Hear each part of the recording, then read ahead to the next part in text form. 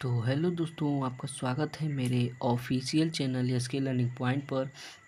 आज हम देखेंगे जो हम लोगों ने मैथ का अनसॉल्व्ड पेपर दो सेकेंड सेट हम लोग कर रहे हैं दोस्तों। उसमें हमने यहाँ तक आप लोगों के क्वेश्चन को सॉल्व करा दिया था। यहाँ तक सभी क्वेश्चन को मैंने हल सॉल्व करा दिया था। अब हमारा ये 24वां क्वेश्चन से हमें सॉल्व कराना था दोस्तों। तो चलिए दोस्तों शुरू करते हैं। हमारा 24वां क्वेश्चन कर रहा है, एक मीनार के ऊपर एक झंडा लगा है। मीनार के आधार से 10 मीटर की दूरी पर मीनार तथा झंडे के शिखर के उन्नयन कोण क्रमशः 45 और 60 हैं। झंडे की लंबाई ज्ञात कीजिए। तो चलिए दोस्तों इसे हम लोग सॉल्व करते हैं। देखिए हमारा 24वां क्वेश्चन है, कह रहा है एक मीनार है, यानी कि मान लीजिए हमारा मीनार ये है, यह हमारा मीनार है, यह हमारा मीनार है। अब कह रहा है उस पर एक झंडा लगा है। तो मान लीजिए ये हमारे मीनार है और इसी पे ये झंडा मान लीजिए यह है। कह रहा है मीनार के आधार से 10 मीटर की दूरी पर, यानी कि 10 मीटर की दूरी पर, 10 मीटर ये हो गया दूरी पर मीनार, यानी कि ये मीनार है, मीनार ये हमारा मीनार है और ये झंडा लगा है। मीनार तथा झंडे के शिखर का, यानी कि मीनार का यहाँ का उन्नयन कोण, कह रहा है झंडे के शिखर के उन्नयन कोण और मीनार का। तो मीनार का उन्नयन कोण हमारा दिया है पहला 45 अंश दिया है, तथा कह रहा है मीनार का हो गया, तथा झंडे के शिखर के उन्नयन कोण 60 डिग्री है, यानी कि ये जो झंडा है झंडे का उन्नयन कोण हमारा 60 है, यानी कि ये पूरा 60 डिग्री है। तो झंडे की लंबाई ज्ञात कीजिए, यानी कि यहाँ से यहाँ तक की हमें लंबाई ज्ञात करनी है। तो चलिए दोस्तों इसे हम मान लेते हैं, माना ये ए है, यह बी है, यह सी है और यह डी है। तो देखिए दोस्तों हम लोग इसे सॉल्व करते हैं। अब हम लोग देखिए इस सवाल में हमारा BC मीनार है, ये जो हमारा BC है ये हमारा मीनार है, और AB झंडे की लंबाई है। और हमें यह भी दिया है CD बराबर 10 मीटर, CD बराबर 10 मीटर। तो अब चलिए दोस्तों इस त्रिभुज को ले लेते हैं BCD। तो त्रिभुज BCD में ये वाला BCD, तो अब देखिए इसमें दोस्तों हमारा BC तो हो जाएगा BC बटा ED बराबर BC हमारा लंब है बटा ED हमारा आधार है। तो बराबर हम लोग जानते हैं लंब बटा आधार हमारा क्या होता है, हमारा का सूत्र होता है लाल बटा कक्का। ये लंब बटा कर्ण हमारा साइन का होता है, आधार बटा कर्ण हमारा कॉस का होता है, ये लंब बटा आधार हमारा टैन का होता है। तो हमारा ये हो जाएगा टैन थीटा, लंब बटा आधार, ये भी लंब बटा आधार, टैन थीटा हो जाएगा। थीटा का मान हमारा 45 है दोस्तों। अब देखिए BC का मान हमें मालूम नहीं है, हमारा BC ही हो जाएगा बटा ED नहीं दोस्तों, ये CD है, CD ये C है, CD हमारा 10 सेंटीमीटर है, 10 मीटर है बराबर टैन 45 अंश का मान 1 होता है। अब इसका हम लोग तिरछा गुणा कर देंगे तो हमारा BC बराबर 10 मीटर हो जाएगा। ये हमारा BC बराबर, यानी कि ये भी हमारा 10 मीटर हो जाएगा। अब देखिए दोस्तों अब हम त्रिभुज इसको ले लेंगे ACD, यानी कि ACD त्रिभुज को ले लेंगे ACD में। अब लिखेंगे त्रिभुज ACD में। तो अब देखिए त्रिभुज ACD में हमारा AC बट्टा CD लिखेंगे, AC बट्टा CD बराबर, देखिए दोस्तों AC हमारा लंब है और ये आधार है, तो लिखेंगे लंब बट्टा आधार बराबर, हमारा लंब बट्टा आधार बराबर होता है टैन, और थीटा का मान देखिए दोस्तों ये हमारा 60 है, तो हो जाएगा 60 अंश। अब AC का मान देखिए दोस्तों, ये AC है, AC का मान हमारा ये, इसमें देखिए AC का मान हमें मालूम नहीं है, तो इसमें देखिए AC को हम क्या लिख सकते हैं, लिख सकते हैं AB प्लस BC, यानी कि ये AB इस BC, यानी कि AB को और BC को जोड़ेंगे तो हमारा AC प्राप्त हो जाएगा। तो लिखेंगे AB प्लस BC, ये AB प्लस BC, अब बटा ये नीचे हमारा CD ही रहेगा, बराबर tan 60 अंश का मान √3 होता है। अब AB का मान हमें मालूम नहीं है, प्लस BC का मान देखिए दोस्तों हमारा 10 सेंटीमीटर है, BC का मान हमारा हो जाएगा 10 सेंटीमीटर, और CD का मान भी हमारा 10 सेंटीमीटर है। देखिए दोस्तों CD का मान भी हमारा 10 सेंटीमीटर है, ये भी 10 सेंटीमीटर हो जाएगा, ये बराबर √3 हो जाएगा। अब इसका तिरछा गुणा कर देंगे तो हमारा हो जाएगा AB प्लस 10 बराबर 10 √3 हो जाएगा दोस्तों। अब 10 इधर प्लस में है तो इधर आएगा तो माइनस में हो जाएगा, तो AB बराबर हो जाएगा 10 √3 माइनस 10। अब AB बराबर हमारा हो जाएगा 10, इसमें से कॉमन ले लेंगे दोस्तों तो हो जाएगा 10 √3 माइनस 1। अब देखिए दोस्तों हो जाएगा AB बराबर 10 और √3 का मान हमारा होता है 1.732 होता है माइनस 1, तो AB बराबर हो जाएगा 10 गुणा, इसमें से 1 घटा देंगे तो हमारा 0.732 बच जाएगा। अब ये AB इसमें 10 से गुणा कर देंगे तो हमारा 7.32 मीटर हो जाएगा दोस्तों।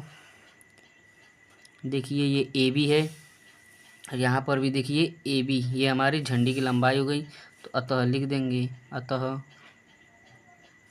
झंडे की लंबाई बराबर 7.32 मीटर। यही हमारा आंसर हो जाएगा दोस्तों, ये हमारा सॉल्व हो गया। चलिए दोस्तों अगले सवाल पर चलते हैं। तो देखिए दोस्तों हमारा अगला सवाल अथवा में दिया है, 50 मीटर ऊंची मीनार की चोटी से एक खंभे के ऊपरी सिरे और आधार के अवनमन कोण क्रमशः 45 डिग्री और 60 डिग्री हैं, खंभे की ऊंचाई ज्ञात कीजिए। चलिए दोस्तों इसे भी हम लोग बना लेते हैं। ये हमारा 24 का अथवा वाला सवाल है। देखिए दोस्तों कह रहा है 50 मीटर ऊंची मीनार, मान लीजिए ये हमारा मीनार है, मीनार जो हमारा 50 मीटर ऊंची है, 50 मीटर ऊंची है। मीनार की चोटी से खंभे, यानी कि इसमें एक खंभा भी है नीचे, ये हो गया हमारा खंभा, खंभा हो गया दोस्तों। खंभे के ऊपरी सिरे, यानी कि जो ये ऊपरी सिरा है, सिरे तथा आधार का, ये जो आधार का है इसका अवनमन कोण, यानी कि ये और ये, और अवनमन कोण हम लोग जानते हैं यहाँ बनता है अवनमन कोण 45, यानी कि ये हमारा 45 डिग्री हो जाएगा और ये हमारा 60 डिग्री हो जाएगा, ये पूरा हमारा 60 डिग्री हो जाएगा। तो कह रहा है खंभे की ऊंचाई ज्ञात कीजिए। तो हम लोग जानते हैं दोस्तों ये और ये हमारा बराबर होता है, यह एकांतर कोण है, ये भी एकांतर कोण है, तो ये भी हमारा 45 अंश हो जाएगा। और देखिए दोस्तों ये बड़ा वाला और ये भी हमारा एकांतर कोण है, तो ये हमारा 60 अंश का हो जाएगा। चलिए दोस्तों अब इसे ही हमें सॉल्व करना है, सॉल्व कर लेते हैं। देखिए लिखेंगे, पहले मान लेते हैं, माना ए, यह ए है, बी है, सी है, और डी है और यह ई है। अब इसमें देखिए दोस्तों ये हमारा दिया है ए बी, यानी कि ए सी मीनार है जिसकी लंबाई हमारी 50 मीटर है। अब देखिए इसमें ईडी बराबर खंभा, ईडी हमारा खंभा है जिसे हमें ज्ञात करना है। अब इसमें ये भी देखिए दोस्तों ईडी बराबर बीसी, यानी कि जो ये ईडी है दोस्तों, ये हमारा ईडी है, ये हमारे बीसी के बराबर है, क्योंकि ये दोनों बराबर ही हैं, ईडी और बीसी बराबर है। और भी देखिए ये ईबी और डीसी, यानी कि ईबी बराबर डीसी, यानी कि जो ये ईबी है ये डीसी के बराबर है, ये दोनों हमारे बराबर हैं। चलिए दोस्तों इसे सॉल्व करते हैं। अब लिखेंगे त्रिभुज, इसमें ले लेते हैं दोस्तों त्रिभुज ए सी डी में, त्रिभुज ए सी डी में लिखेंगे त्रिभुज ए सी डी में, ए सी डी में देखिए दोस्तों ये हमारा ए सी डी है, तो लिखेंगे ए सी बट्टा सी डी,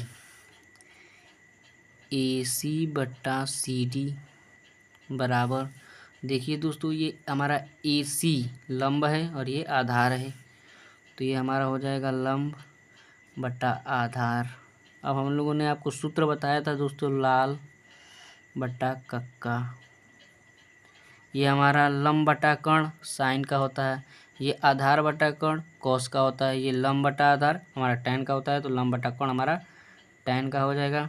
अब देखिए टैन थीटा का मान हमारा 60 है, तो ये हो जाएगा 60 डिग्री। अब देखिए एसी का मान देखिए दोस्तों हमारा 50 मीटर है, तो हो जाएगा 50 मीटर बटा सी डी का मान हमें मालूम नहीं है, बराबर tan 60 का आंसर हम लोग जानते हैं √3 होता है, इसका इसमें गुणा कर देंगे दोस्तों तो हो जाएगा 50 बराबर CD√3, तो CD बराबर हो जाएगा 50 बटा √3, ये हमारा CD का मान निकल गया दोस्तों। अब देखिए अब हम इस त्रिभुज को ले लेंगे, त्रिभुज ABE, त्रिभुज ABE ले लेंगे, तो लिखेंगे त्रिभुज ABE में।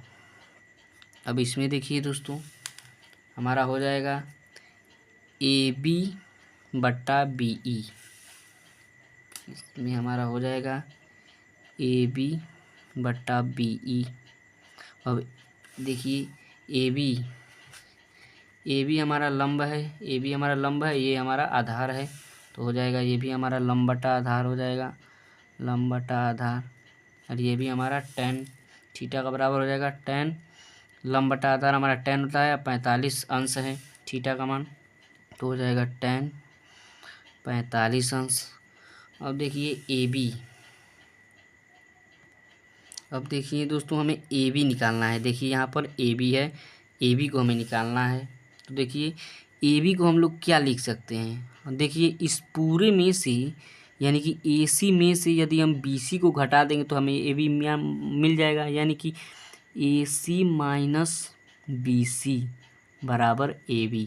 देखिए दोस्तों ये A हो गया, ये B हो गया और ये C हो गया, तो अब इसमें देखिए यानी कि AC यानी कि इस पूरे में से अगर इसको मैं घटा देता हूँ तो ये हमारा बात प्राप्त हो जाएगा, इस पूरे में से अगर इसको मैं घटा देता हूँ तो ये हमें मिल जाएगा, तो हो जाएगा AC माइनस BC बराबर AB।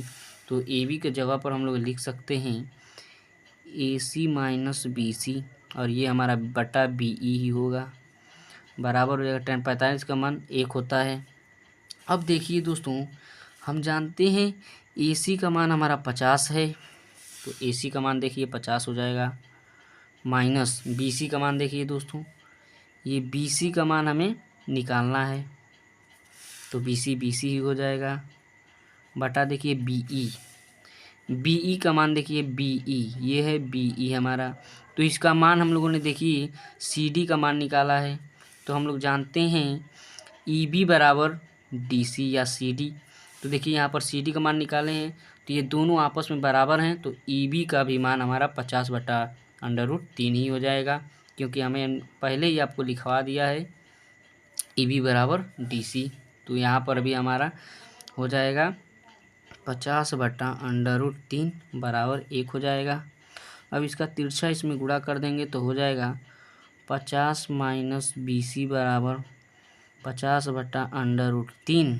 तो अब देखिए दोस्तों तो माइनस BC को उधर भेज देंगे और इसको इधर ला देंगे, तो हो जाएगा 50 माइनस 50 बटा √3 बराबर BC। अब देखिए इसका तिरछा गुणा कर देंगे तो हो जाएगा 50 अंडर रूट 3 माइनस 50/अंडर रूट 3 बराबर BC। अब देखिए दोस्तों, इसमें से 50 हम कॉमन ले लेंगे तो हो जाएगा 50/√3 माइनस 1/√3 बराबर BC। अब देखिए दोस्तों, अब इसका हम लोग परमीकरण कर देंगे दोस्तों, यानी कि नीचे अंडर रूट हमें नहीं आना चाहिए, क्योंकि हमारा नियम कहता है कि नीचे अगर अंडर रूट आता है तो इसको परमीकरण कीजिए। तो इसका परमीकरण कर देंगे तो दोनों पक्षों में यानी कि ऊपर अंश तथा हर में अंडर रूट 3 से गुणा कर देंगे तो हो जाएगा 50/√3 माइनस 1 गुणे अंडर रूट 3 बटा अंडर रूट 3 है यह है, और अंडर रूट 3 से फिर से गुणा कर देंगे। तो हमारा इसमें देखिए दोस्तों क्या हो जाएगा, 50 और √3 से गुणा करेंगे तो √3 हमारा 3 ही हो जाएगा, माइनस 1 है तो ये हमारा √3 से गुणा करेंगे √3 हो जाएगा, बटा 3 का √3 में गुणा करेंगे तो 3 ही हो जाएगा। यही हमारा आंसर हो जाएगा दोस्तों। यही हमारा हो जाएगी खंभे की ऊंचाई बराबर 50/√3 माइनस बटा 3, यानी कि खंभे की ऊंचाई हमारा 50 कोष्टक में 3 माइनस अंडर रूट 3 बटा 3 मीटर। यही हमारा आंसर हो जाएगा दोस्तों। चलिए दोस्तों, अगले सवाल पर चलते हैं। तो देखिए दोस्तों, हमारा अब अगला सवाल दिया है, 25वां क्वेश्चन हमारा दिया है, 15 सेमी त्रिज्या वाले वृत्त की कोई जीवा केंद्र पर 60 अंश का कोण अंतरित करती है, लघु और दीर्घ वृत्तखंडों का क्षेत्रफल ज्ञात कीजिए। तो चलिए दोस्तों, हमारा 25वां क्वेश्चन है, दिया है 15 सेंटीमीटर त्रिज्या, यानी कि R बराबर हमारा 15 सेमी दिया है, और कह रहा है वृत्त की कोई जीवा केंद्र पर, यानी कि थीटा बराबर हमारा 60 अंश हो जाएगा। 60 अंश का कोण अंतरित करती है, लघु और दीर्घ वृत्तखंडों का क्षेत्रफल ज्ञात कीजिए। चलिए दोस्तों, क्षेत्रफल को ज्ञात करते हैं। तो हो जाएगा हमारा, पहला दिया है लघु वृत्तखंड का क्षेत्रफल, तो हम लोग जानते हैं लघु वृत्तखंड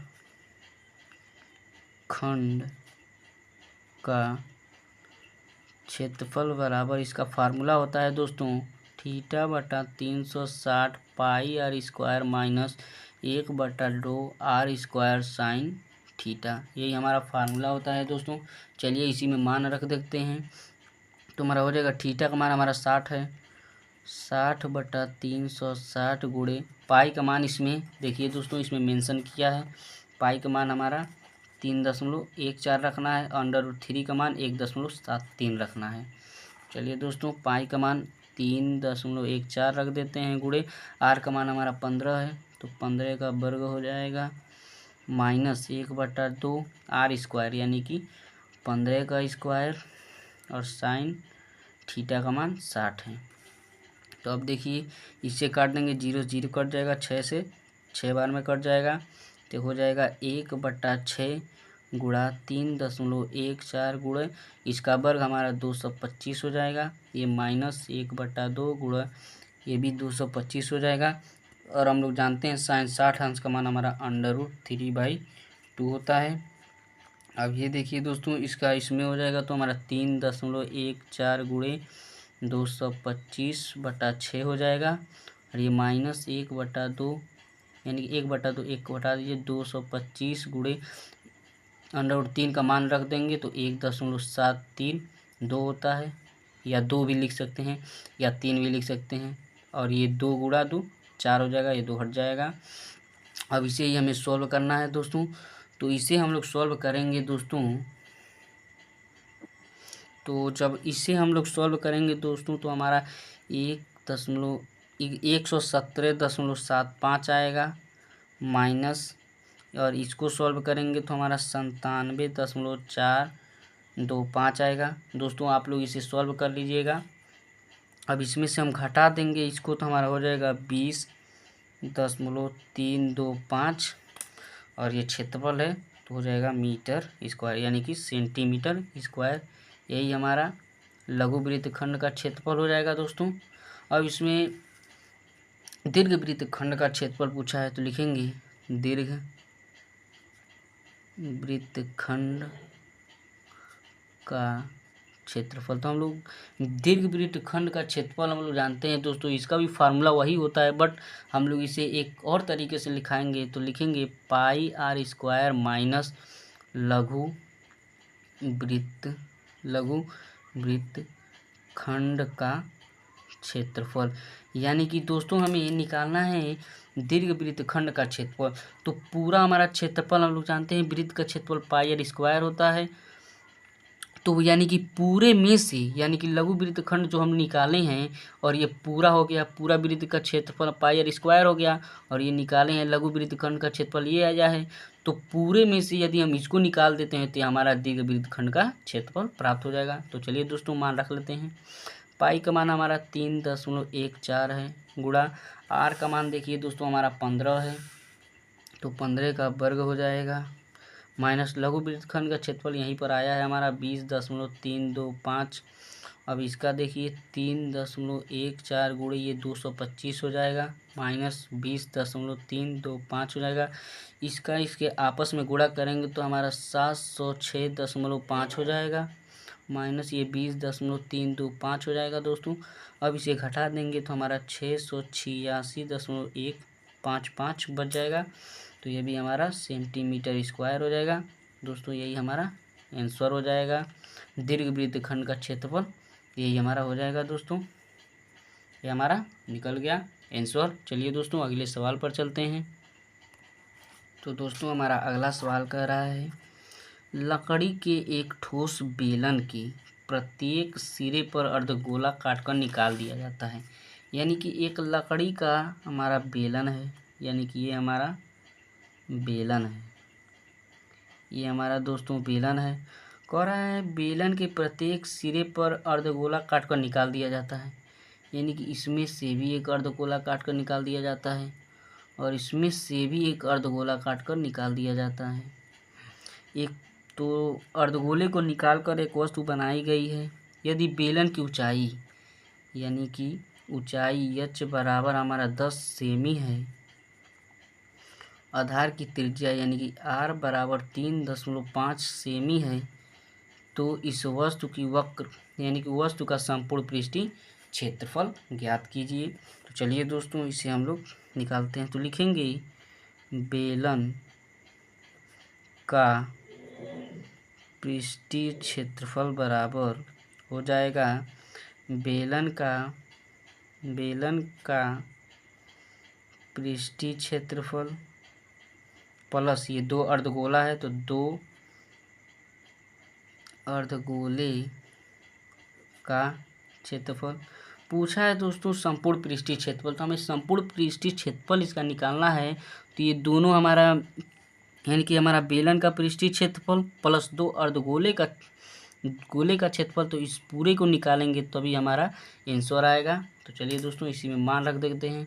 हम जानते हैं कि बेलन का पृष्ठीय क्षेत्रफल हमारा होता है 2πRh प्लस अर्धगोले का पृष्ठीय क्षेत्रफल होता है, तो ये दो गुणा हो जाएगा, अर्धगोले का पृष्ठीय क्षेत्रफल होता है 2πr² होता है। इसी में मान रख देंगे दोस्तों, तो हो जाएगा 2 गुणे पाई का मान 3.14, नहीं दोस्तों 22/7 रख लेते हैं, 22/7 हो जाएगा, गुणे आर का मान हमारा 3.5 दिया है, गुणे एच का मान हमारा 10 है, प्लस ये 2 हो जाएगा, ये भी 2 हो जाएगा, गुणा ये पाई का मान 3.14 गुणे आर स्क्वायर यानी कि 3.5 का स्क्वायर हो जाएगा। अब देखिए दोस्तों ये हमारा 22 दूना 44/7 हो जाएगा, गुणे 3.5 गुणा 10 हो जाएगा, प्लस ये 2 दूना 4 गुणा 3.14 गुणे इसका गुणा करेंगे तो हमारा हो जाएगा 12.25। अब देखिए दोस्तों इस तीनों का हम कैलकुलेशन करेंगे तो हमारा, तो दोस्तों इन दोनों का यानी कि इन तीनों का हमारा कैलकुलेशन हमारा आएगा 219.99 आएगा, प्लस इस तीनों का हमारा कैलकुलेशन 153.86 आएगा। दोस्तों आप लोग कैलकुलेशन कर लीजिएगा, क्योंकि परीक्षा में आप कैलकुलेशन आपको ही करना है। अब इस दोनों को जोड़ेंगे दोस्तों तो हमारा हो जाएगा 373.59, या इसे हम लोग लिख सकते हैं, यहाँ पर हम जानते हैं 5 हो या 5 से अधिक हो तो इसे जब हटाएंगे तो दाईं ओर एक जुड़ जाता है। तो हमारा यहाँ पर आ जाएगा 5 है तो 5 से इधर आएंगे तो एक हमारा जुड़ जाएगा। तो यहाँ पर इसे हम लिख सकते हैं, इतना भी आपका आंसर सही है दोस्तों, या आप लिख सकते हैं 374 सेंटीमीटर स्क्वायर, यही हमारा आंसर हो जाएगा दोस्तों। तो जय हिंद दोस्तों, मिलते हैं अगले वीडियो में। हमारा वीडियो ख़त्म हो गया, हमारा पूरे क्वेश्चन सॉल्व हो गए हैं दोस्तों। तो मिलते हैं अगले वीडियो में। यदि आपको वीडियो अच्छा लगे तो चैनल को सब्सक्राइब करें तथा वीडियो को लाइक करें, और कमेंट ज़रूर करें दोस्तों कि आपको वीडियो कैसा लगा। मिलते हैं अगले वीडियो में।